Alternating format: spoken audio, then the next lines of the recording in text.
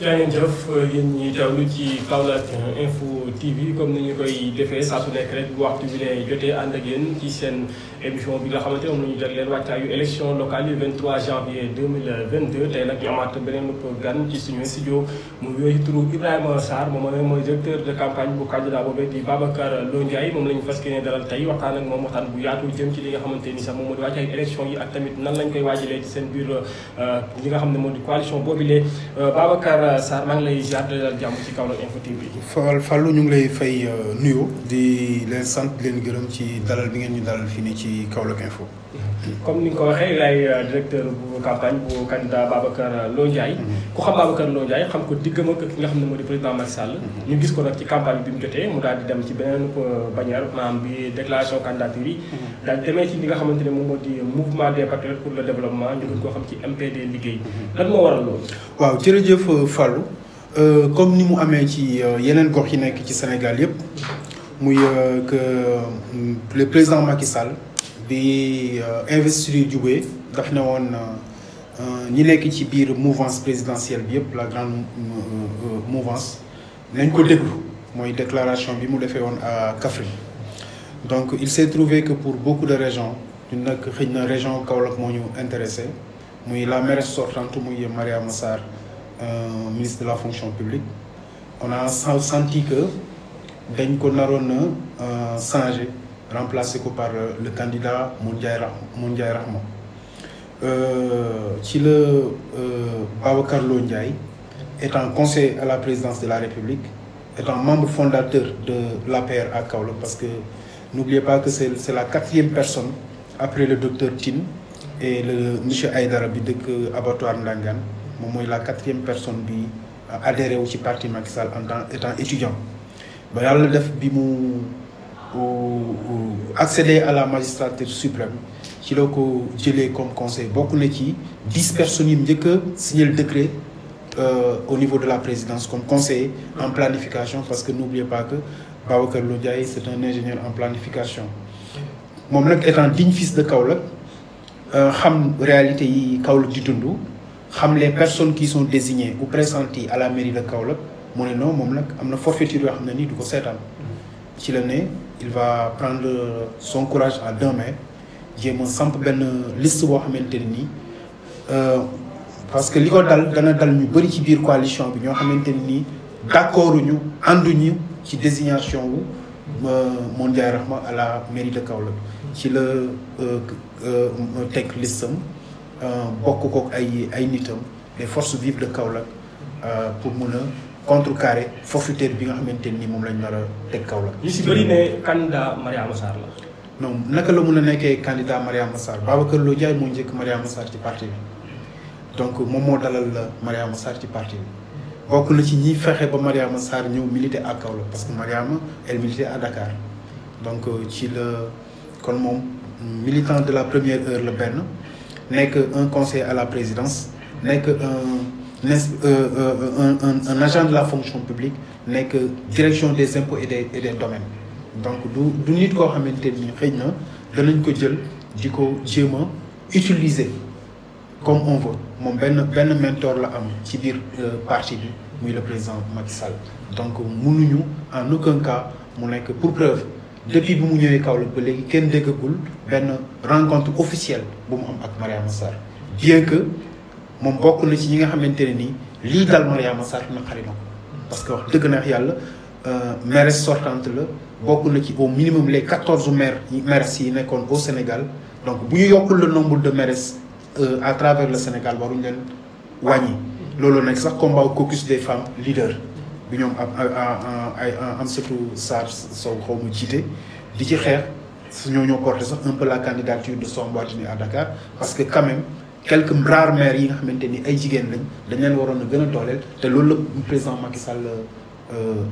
promettroon bon à Kaolack lu tax def ko moom moo ko xam mais ñun dañ jàpp ne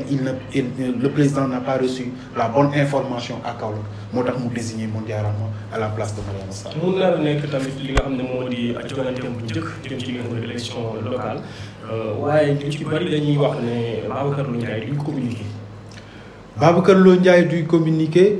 man du ma ko gisee noonu dans la mesure où parce que yéen a koy wax trop de communication tue la communication communication dafa am timing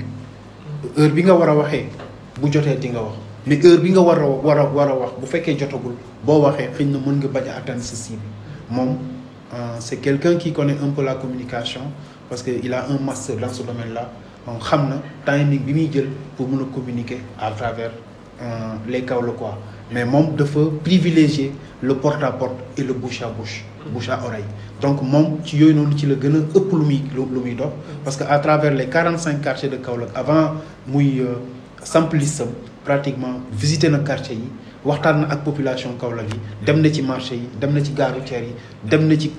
rencontrer les associations de jeunes les GPF de femmes waxtaan ak ñoom pour un peu tâter le pouls de ce qui se passe à Kaolack donc nag peut-être communication médiatique bi xëy na peut-être foofu ngay waxee mais peut-être il ne communique pas trop à travers les médias mais lii la préféré parce que élection locale la ñu waxuñu élection présidentielle. élection locale la ñu wax tey bi yàlla defoon ngeen assisté ci ki nga xamante ne moom moo di mairie bu Kaolack lan moo fas yéene nekk seen programme phare ngir daal suqali ko. Monsieur le maire Babacar Lo Ndiaye dafa am benn bi mu defee ce tour de Kaolack là ba recueillir les informations dafa parce que nee na la ingénieur planificateur la c'est un conseil du président à la présidence en tant que planificateur moom xam na lan mooy plan xam na lan mooy projet xam na lan mooy programme léegi dafa teg benn plan tuddee ko plan de développement de Kaolack PDK ce plan de développement de Kaolack nag da ko def ci ay axes yu bëri ci domaine de compétence yi parce que maire quand même dafa am ay prérogatives yoo am ak yoo amul li nga xamante ni moom la état central bi décentralisé muy 9 domaines de compétence yooyu noonu ci la accès un peu son programme mais un peu mettre ko en corrélation avec les réalités de Kaolack parce que Kaolack c'est une ville carrefour une ville spécifique boo xamante ne nii am na ñeenti sorties Kaolack c'est une ville qui est vieille de plus de 150 ans parce que 1860 lañ commencé def les premiers lotissements à Kaolack 1917 lañ érigé Kaolack en commune kon mu nekk commune boo xam ne def na 104 ans commune bu mel noonu bu ñu koy bëgg a jël pour révolutionner ko il faut que ñu ubbi ko ñun loolu moo nekk suñu xalaat mooy danañ ko jéem a ubbi ci ñeenti axe yëpp parce que am nañu Transgambienne bi gare routière mu nga fa bëgg nañ fa def ay yeneen infrastructure yu mel ni ay hôpital bëgg nañ fa def également lu mel ni par exemple envisager fa li ñuy wax commissariat et cetera mais ci axe nord bi également axe mauritanien bi bëgg nañ am benn garage à vocation sous-régionale boo xamante ni tout ce qui est produit mauritanien dinañ mun a am ay collaboration entre ces deux villes là. Il y a également l'axe de la trans de Bamako muy malienne bi donc axe yooyu noonu il faut que ñu ubbi ko parce que centre ville Kaolack dafa màgget. nee naa la 1860 lañ ko lotir def fi port bi def fi ce qu'on appelle le gare pour que muy mun a yóbbu xorom bi ak li ñuy tuddee gerte gi. loolu colons yi ñoo ko fi defoon parce que Kaolack bi ñu koy lotir sax ci communauté française bu Gorée lañ ko booleel parce que 4 communes ñoo amoon Sénégal à l'époque y avait Gorée y avait Rufisque y avait Dakar y avait Saint-Louis donc ci communauté goréenne boobu noonu ci lañ ko tibbee jéem ko lotir boobu village u Ndangaan rek moo fi nekkoon comme endroit yi ci des yëpp ci ancienne Sine Saloum la le royaume du Sine Saloum donc c'est pour montrer que Kaolack potentialité boobu mu regorger pour nga mun ci appuyer il faut que nga ubbi ko te am nañ envisager nañ mettre sur pied benn pétition boo xamante ni dinañ mun a am yeneen commune de Médina Baye nga xamante ni c'est une ville religieuse ak commune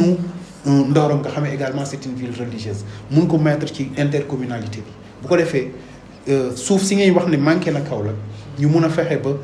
ci intercommunalité bi ñu am suffisamment d'espace pour mun a defar yeneen infrastructure de base parce que hôpital régional bu Kaolack fi ñu toll mënatul contenir les malades de Kaolack donc ñu bëgg ubbi ay yeneen hôpitaux ubbi ay yeneen commissariat def yeneen marché décongestionner Kaolack parce que Kaolack li ñuy ragal centre ville bii nii d'ici 10 20 30 ans par endroit gën a màbb parce que defe naa ginnaaw rebooru commissariat central bi mu ngi koy wane parce que am na ci endroit yu bëri fu mu toll nii c'est impraticable parce que màbb na waa ONAS ñëw fa màbbaat na waa ONAS ñëw fa parce que adduction kii comment ça s'appelle li ñu tuddee le réseau d'assainissement dafa obsolète dafa màgget parce que def na presque plus de 150 ans kon yooyu ay réseau la yoo xam ne il faut que ñu dindi ko coono yi ñuy wax biir centre ville marché Kaolack c'est parce que Kaolack ñëpp dañu bëgg rek di regrouper wu ci biir centre ville Kaolack ku xëyee Ngaan Alassane Ngaan Sayar ne marché central bi jëm axe yëpp ku ñëw na marché central même booy voyager il est obligé nga ñëw ba biir centre ville jëlee fi oto duggaat ci biir dëkk bi génnal. c'est des choses yoo xamante nii mën nañ ko éviter. te loolu ci planification bi nga xamante nii Babacar bëgg na ko dana ko def littoral bi nekk na li nga xamante ne nii li ñuy wax affaire pollution bi am Kaolack. li ko gën a yokk mooy ndox mi naanatul fi ñu toll nii pollution sonore parce que littoral bi yëpp gars yi tabax nañ ko. de façon très anarchique foncier littoral bi gars yi nañ ci wax parce que mënuñu seetaan ay nit ba ay xale di juddoo Kaolack mënuñu gis bras de mer bi ndox bi te ndox bi dañu war a ubbeeku nit ñi di ko gis ñu aménager ko def fa paysage boo xamante ni def ay aire de jeu ak aire de distraction yoo xamante ni nit ñi danañ Kaolack dana noy war mais loolu balaa ñu koy mën a def foofu ñu ubbi Kaolack. li nga wax ni programme bu ambitieux la bu am doole. loolu tamit yaakaar naa ne pour leen demoon ba koy taxawal faaw mu am accompagnement bu nguur gi te jamono ji bokk leen ci li nga xamante ne moom di nguur gi ndax loolu dina mën a yomb ndax d'habitude dañuy wax ne ñi nga xamante ne maanaam tey ay commune lañ te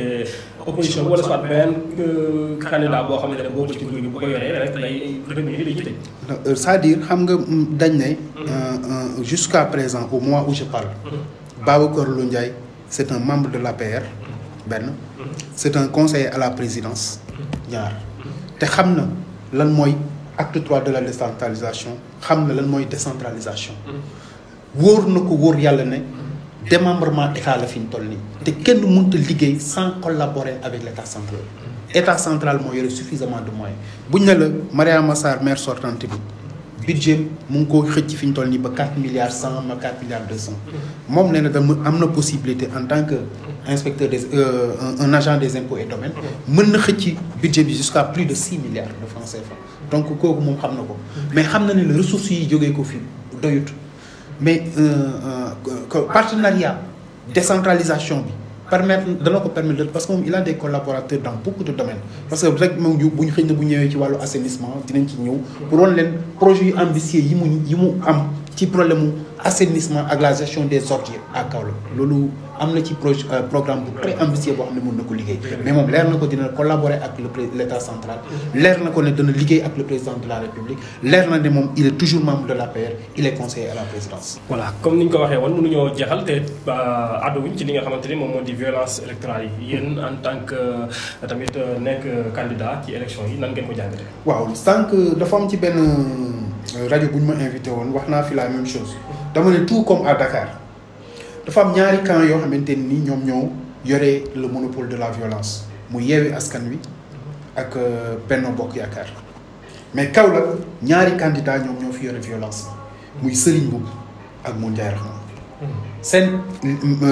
comment ça s'appelle éléments yi ñooy jàppante ñooy xeex ñooy tëjante bopp déggoo fi Fadel Barro déggoo fi Rose Wardini déggoo fi beneen candidat pour la commune de Kaolack boo xamante ni say militants ñu ngi leen di dégg ci loo xamante ni dégloo violence kon violence bi ñi koy prôné xam nañ ko mais bu fekkee ne les autorités ñu mun nañ wax ak ñoom nañ wax ak ñoom ñu wax ak seeni militants bu ko defee ñu dem ci ay jongante yoo xamante ni yu set lay doon Kaolack mën cee gis boppam. yow Sarr ñu ngi lay sant di la gërëm. maa ngi lay sant di la gërëm loolu. merci beaucoup Fallou di Kaolack merci Fallou. jërëjëf kon mu nekkoon ki nga xam ne moo di Ibrahima Sarr nekk directeur de campagne bu candidat Babacar Lô Ndiaye moom lañu amoon plaisir tey dalal ko ci fi nga xamante ne moo di nag li nga xam ne moo di xibaar yi jagleel wàllum campagne électorale jëm ci élection locale yu 23 janvier 2022 di leen jaajëfalaat bu baax a baax ci teewlu bi nga ñuy teewlu saa su nekk ci fi nga xamante ne moo di Kaolack Info TV di gërëm bu baax a baax équipe réaction bi waaye tamit di gërëm bu baax a baax équipe technique bi ñi Abdoulaye Bamba Sarr di leen jox di daje boole ak jàmm incha allah. Merci beaucoup.